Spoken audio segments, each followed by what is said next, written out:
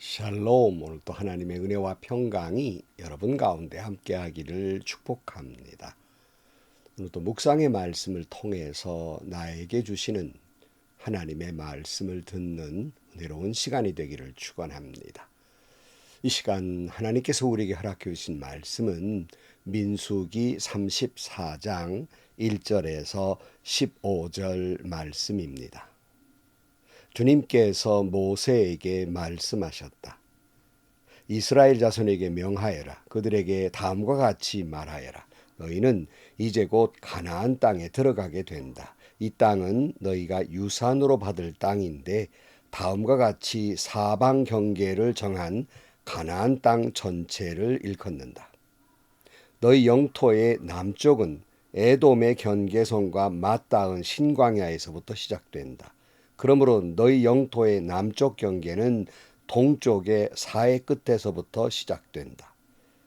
너희의 경계선은 아그람빔 비탈 남쪽을 돌아 신을 지나 가데스바니아 남쪽 끝까지 갔다가 또 하살 아달로 빠져 아스몬까지 이른다.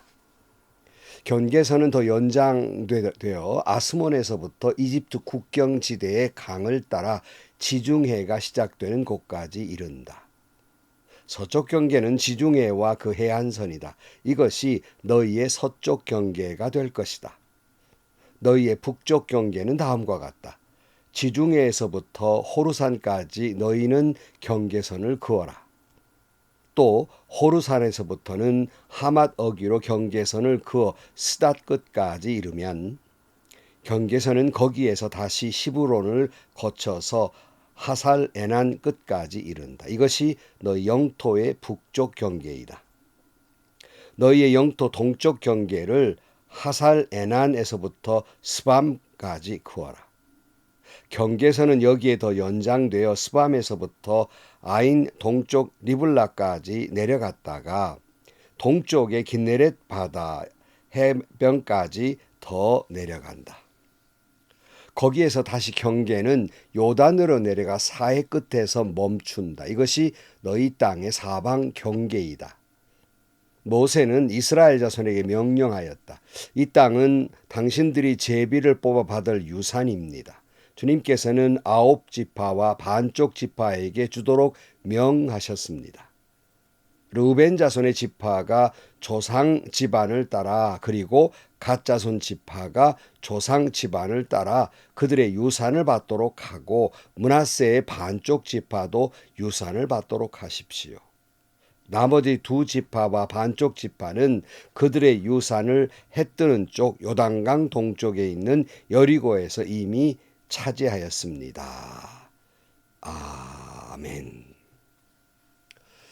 이제 하나님은 이스라엘 백성들이 가나안 땅에 들어갈 때 그 지역을 무한대로 동쪽, 서쪽, 남쪽, 북쪽 다 차지할 것이 아니라 그 한계, 즉 경계선을 긋고 여기까지 너희 땅이다라고 말씀하시는 내용이 본문의 말씀입니다. 오늘 1절에 보면 주님께서 모세에게 말씀하셨다. 이스라엘 자손에게 명하여라. 그들에게 다음과 같이 말하여라.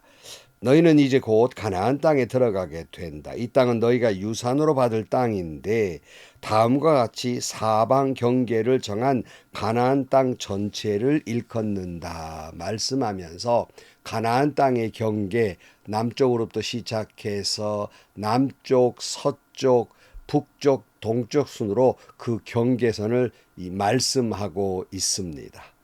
본문을 보면 남쪽 경계는 에돔의 경계인 동쪽 끝인 사해 그리고 아그람빔 비탈을 지나 신광야를 지나서 가데아 스바니아의 남쪽 그리고 하살 아달 아스몬 이집트 국경을 따라 지중해가 시작되는 곳까지 이르게 됩니다. 사실 이 지역은 후에 유다 지파가 차지하는 땅의 남쪽 경계선입니다. 그 다음에 서쪽 경계선은 자연히 그 지중해가 있어서 자연히 그 지역이 경계선이 됩니다. 그리고 북쪽 경계선을 지중해로부터 시작을 해서 호르산, 하맛 어기와 스닷 그리고 시브론을 지나 하살 에난 끝이 북쪽 경계입니다. 근데 여기 호르산이 나오는데요. 그 아론이 죽은 호르산과는 다른 북쪽의 호르산입니다.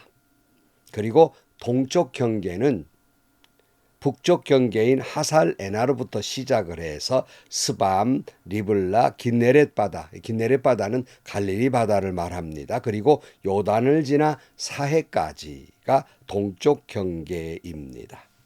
그리고 이것을 말씀대로 그 땅을 제비 뽑아 받을 유산이라고 말씀하고 있습니다. 오늘 13절에 모세는 이스라엘 자손에게 명령하였다. 이 땅은 당신들이 제비를 뽑아 받을 유산입니다. 주님께서는 9지파와 반쪽 지파에게도 주도록 명하셨습니다. 르우벤 자손의 지파가 조상 집안을 따라 그리고 갓 자손 지파가 조상 집안을 따라 그들의 유산을 받도록 하고 므낫세의 반쪽 지파도 유산을 받도록 하십시오. 나머지 두 지파와 반쪽 지파는 그들의 유산을 해 뜨는 쪽 요단강 동쪽에 있는 여리고에서 이미 차지하였습니다. 아시는 대로 르우벤 갓 지파가 이미 동쪽을 차지했잖아요. 그리고 므낫세 반쪽도 차지했기 때문에 나머지 반쪽도 유산을 따라 차지하도록 말씀하고 있습니다. 이렇게 동서남북의 경계를 정해 놓으셨습니다. 여러분, 하나님이 이 경계선을 말씀하는 까닭이 뭘까요? 그 선 넘지 말라는 겁니다. 요즘 사람들 말할 때 좀 불쾌하면 이 사람 선 넘네 이렇게 말하잖아요. 하나님이 선을 정해 놓으셨어요. 왜 그러셨을까요? 이 사람 욕심이라는 것이 하나님의 은혜로 전쟁에 승승장구하다 보면 욕심이 한이 없는 거예요. 조금 더 저쪽이 더 좋은 것 같고 남의 떡이 더 좋게 보이듯이 자꾸 차지하려는 욕심, 탐욕을 부리면 오히려 이스라엘 민족에는 커다란 어려움이 발생할 것이기 때문에 주어진 것, 딱 경계선을 딱 정해놓고 선 넘지 말라라고 말씀해요. 선 넘지 말라라고 하는 말씀은 주신 것에 만족하고 감사하라 하는 말씀이에요. 여러분, 우리가 아는 대로 이스라엘 사람들이 이집트의 노예 생활을 할 때 전적인 하나님의 은혜로 그것을 탈출하게 되잖아요. 전적인 하나님의 주권에 의해서 탈출을 해서 그들이 광야 40년 동안 또 어떻습니까? 전적인 하나님의 은혜로 인도하심과 지키심과 보호하심과 공급해 주시는 많은 것들을 통해서 그들이 광야 40년을 지나왔잖아요. 이제 곧 가나안 땅에 들어가서 전쟁을 치르는 것도 전적인 하나님의 은혜이잖아요. 그러니까 경계선도 하나님이 정해놓은 대로 하나님 뜻 안에서 살아야 한다는 말씀입니다. 그것은 이스라엘 사람들에게만 하는 말이 아니라 오늘 우리에게도 마찬가지입니다. 하나님이 우리에게 정해놓은 경계선이 있습니다. 그걸 넘어서는 안 돼요. 특별히 우리에게 정해져 온 경계선 가운데 가장 중요한 것은 말씀의 경계선입니다. 하나님께서 그 경계선을 넘어서는 안 된다고 말씀하고 있습니다. 하나님이 정해놓은 내 삶의 경계선은 무엇일까요? 말씀의 경계선은 무엇일까요? 하나님은 우리에게 구약과 신약이라고 하는 두 레위를 깔아주었습니다. 우리의 인생은 그 위를 달리는 기차와 같아요. 우리는 그 주님이 주신 그 두 레일, 신약과 구약이라는 경계선을 따라서 똑바로 따라가야 합니다. 만약에 성도가 그 두 레위를 벗어난다면, 다시 말하면 신약과 구약의 길을 벗어난다면 열차가 레위를 벗어날 때 탈선하여 전복되는 것처럼 그 인생은 전복된 인생이 되고 마는 것입니다. 하나님이 내게 주신 이 삶의 경계선, 하나님의 말씀의 나침반을 따라서 우리는 살아가야 합니다. 요즘 말로는 하나님이 우리에게 주신 그 삶의 내비게이션을 따라서 인도하시는 대로 살아가야 한다는 말씀입니다. 하나님이 내게 주신 삶의 몫에서 또한 하나님이 내게 주신 사명에 따라서 살아가는 겁니다. 그러니까 성도는 그 삶 자체가 자신의 욕심이나 욕망이나 육신이 이끄는 대로의 삶을 살아가는 것이 아니라 하나님의 말씀에 따라서 하나님이 이끄시는 대로 하나님의 뜻에 따라 살아가는 거예요. 혹자는 이것을 혹 운명이다, 운명론이다 이렇게 생각하는 분들도 계세요. 그건 전혀 운명론과 다른 얘기입니다. 하나님이 제게 주신 경계선이 있어요. 그 안에서 우리가 자유롭게 최선의 노력을 다해서 살아가는 것입니다. 그리고 우리는 하나님의 뜻이 이 땅에 이루어지이다 기도하면서 내 삶이 오직 하나님께 영광이 되고 내 삶이 하나님께 드리는 거룩한 제물이 되며 내 삶 전체가 하나님께 드리는 예배가 되도록 살아가는 것, 그것이 하나님이 내게 주신 삶의 몫이고 경계선인 겁니다.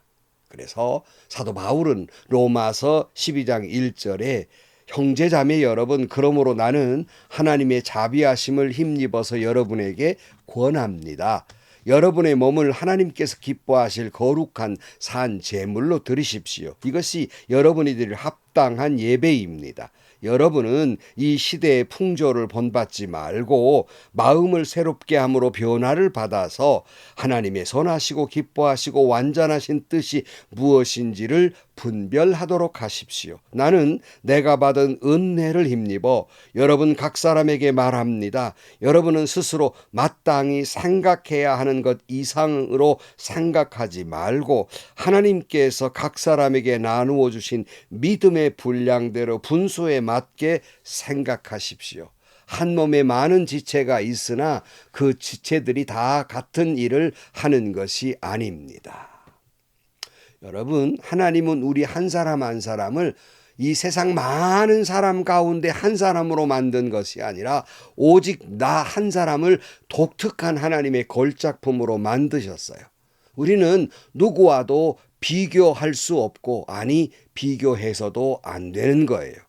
하나님이 나를 만들어 놓으실 때 어떤 사람과 비교되는 존재로 만든 것이 아니에요.